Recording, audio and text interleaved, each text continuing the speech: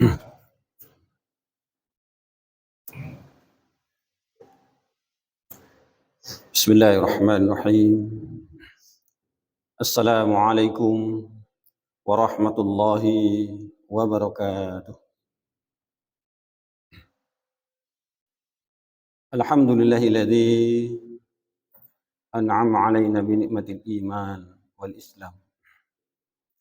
Asyhadu an la ilaha illallah wahdahu la syarika lah. Wa asyhadu anna Muhammadan 'abduhu wa rasuluhu la nabiyya ba'dah. Allahumma salli wa sallim wa barik ala sayyidina Muhammadin wa ala alihi wa sahbihi ajma'in. Ma'asyiral muslimin, jamaah salat zuhur rahimakumullah. Sambil kita menunggu Bapak Ibu yang lain yang akan menunaikan ibadah salat zuhur berjamaah bersama kita, sejenak mari kita dengarkan, kita ikuti tausiah zuhur kita pada hari ini dengan tema ada apa di usia 40 tahun. Ada apa di usia 40 tahun? Dalam Al-Quran, Allah jelaskan dengan kalimat yang jelas dalam surat Al-Ahqaf, surat 46, ayat 15. Sebelum kita bacakan ayat ini sebagai doa yang kita hafal, kita lantunkan setiap waktu dan kesempatan, kita lihat dulu pendapat para ulama, ahli tafsir terkait dengan usia 40 tahun ini. Yang pasti Nabi kita Muhammad SAW diangkat menjadi Rasul pada usia 40 tahun. Berdasarkan catatan dari Jalaluddin As-Suyuti dalam tafsir Jalalain, manusia dengan usia 40 tahun dinilai mencapai titik matang dalam beberapa segi. Kemudian Imam Al-Ghazali juga menjelaskan manusia dengan usia 40 tahun dinilai memiliki kematangan mengolah data dan mendayagunakan akalnya. Oleh karenanya, jalan hidup seseorang hingga akhirnya dapat dilihat setelah usia 40 tahun. Kemudian Imam Ghazali menjelaskan terkait angka 40 tahun ini, Rasulullah telah mengingatkan kepada kita semuanya, orang yang melewati usia 40 tahun, tetapi kebaikannya tidak melebihi keburukannya, hendaklah ia menyiapkan diri untuk masuk neraka. Subhanallah. Sekali lagi kata beliau, orang yang usianya sudah 40 tahun, tetapi kebaikannya tidak melebihi keburukannya. Artinya dia harus lebih baik dari usia-usia sebelumnya. Maka kata beliau, hendaklah ia menyiapkan diri untuk ke neraka.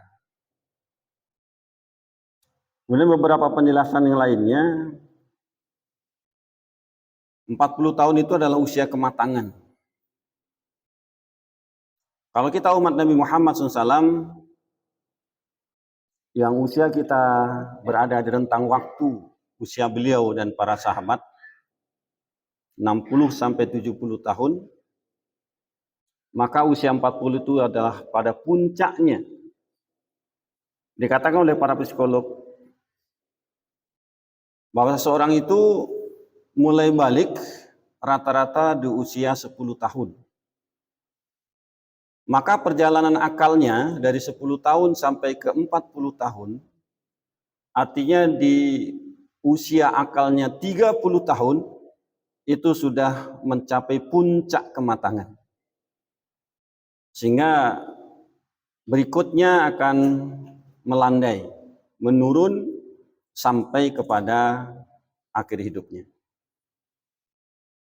Mari kita bacakan Al-Quran surat Al-Ahqaf ayat 15.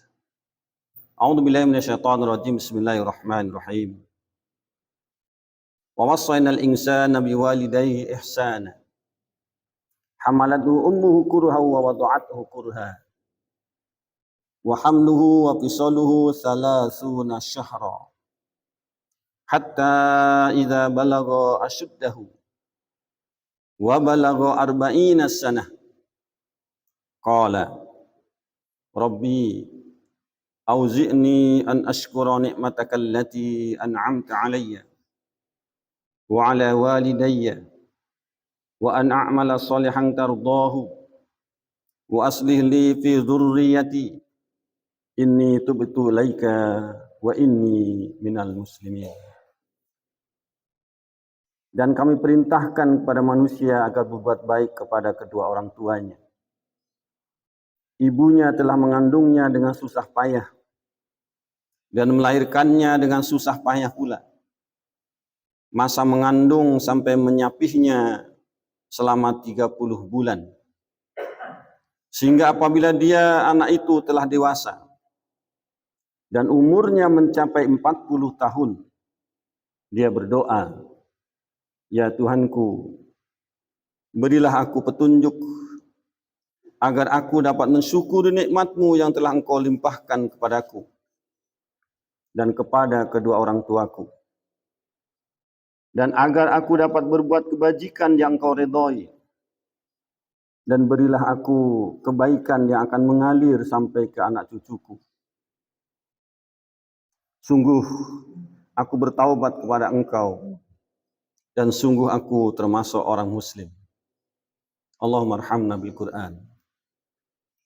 Ma'asyiral muslimin jamaah zuhur rahimakumullah.